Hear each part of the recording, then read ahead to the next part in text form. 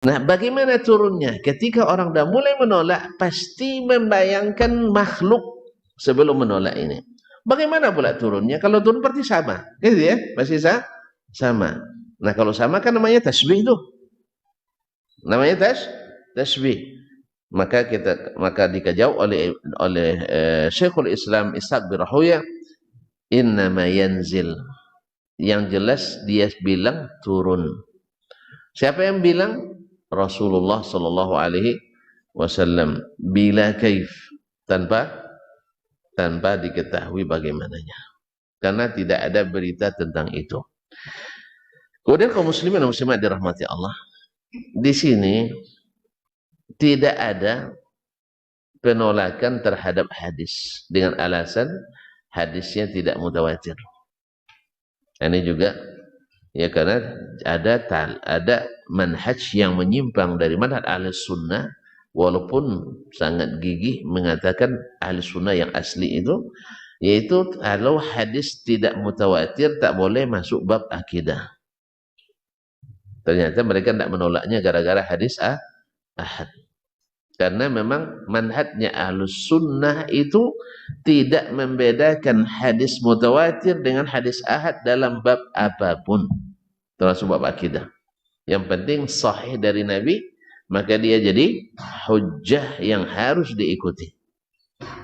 Sebenarnya pemilihan istilah akidah, istilah ibadah, semuanya berkaitan dengan akidah.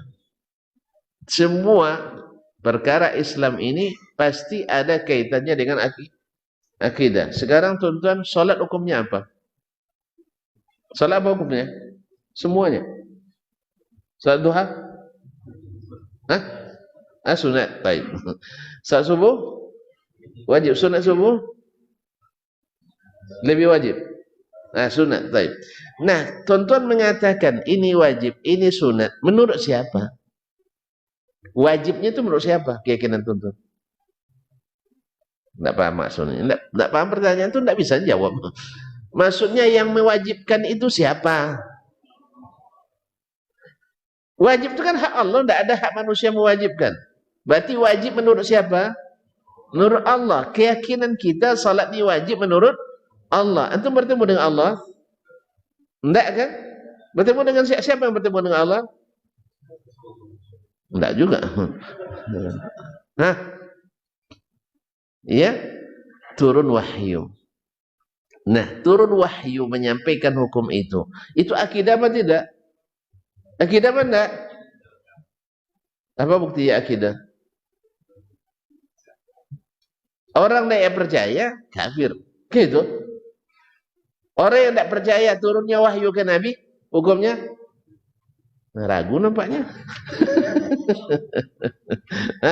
Orang yang tidak percaya turun wahyu ke Nabi, namanya non-muslim. Antum takut ya? Non-muslim. Baik, non-muslim. Oke, tidak masalah. Jadi mereka yang tidak percaya, mereka masuk golongan kafir. Makanya mereka disebut mendustakan Nabi. Maka mendustakan satu saja ayat, baik ayat tentang akidah, ayat tentang ibadah, ayat tentang akhlak, kalau didustakan hukumnya, Ustaz, menolak qul huwallahu ahad, ini bukan ayat, hukumnya ya. Antum takut nampaknya dituduh takfir antum. Iya, kalau menolak satu ayat sama dengan menolak seluruh Al-Quranul Karim. Menolak satu orang Rasul sama dengan menolak seluruh Rasul. Ini keadaan Al-Quranul Karim. Nah, berarti kita ketika menolak hukum dianggap kafir, berarti akidah apa tidak? Yang membuat orang itu kafir, mukmin itu akidah itu bukan akidah. Termasuk ngaji fikih lagi nampaknya. Apa hukumnya mengingkari wajib salat? Kafir. Memang banyak orang ahli takfir di sini. Orang yang mengingkari wajib salat hukumnya apa? Nanti akan dibahas oleh Syekh. Sabar aja dulu ya. Mengingkari wajib salat tidak ada khilaf di antara ulama non muslim. Ya. Siapapun yang mengingkari wajibnya salat, kafir. Berarti akidah apa tidak? Makanya di mana letak pembedaan masalah akidah dan masalah ibadah? Kalau masalah ibadah boleh hadis ahad, masalah akidah tak boleh hadis ahad. Di mana pembedaan ini? Makanya ini bukan manhaj ahlus sunnah, abadan. Nabi nak pernah mengajarkan situ. Nanti kalian kalau masalah akidah ya harus lebih 10 orang sahabat saya nyampaikan. Nabi hanya ngutus personal-personal, individu-individu, ada yang satu, ada yang dua, untuk mengajar masalah agama. Dan tuan-tuan tahu sendiri, yang pertama diajarkan adalah akidah. Tiba-tiba datang orang mutaakhirin mengatakan bahwa hadis ahad tak boleh hujah dalam masalah akidah. Berarti bukan manhaj ahlu sunnah. Harus dikenali itu. Walaupun bersetinggi mengatakan kami ahlu sunnah yang sesungguhnya, yang itu talafi itu bukan ahlu sunnah. Nah. Makanya kaum muslimin, patokan kita ahlus sunnah jelas, yaitu sahabat, karena tidak ada firqah dalam mereka. Sahabat semuanya ahlus sunnah. Kalau kita semuanya ngaku ahlus sunnah, tapi pas diajak ngerjakan sunnah, diajak meyakini sunnah, berbagai kaedah lahir. Kaedah mana? Kaedah yang diada-adakan. Seolah-olah kaedah ini lebih hebat dari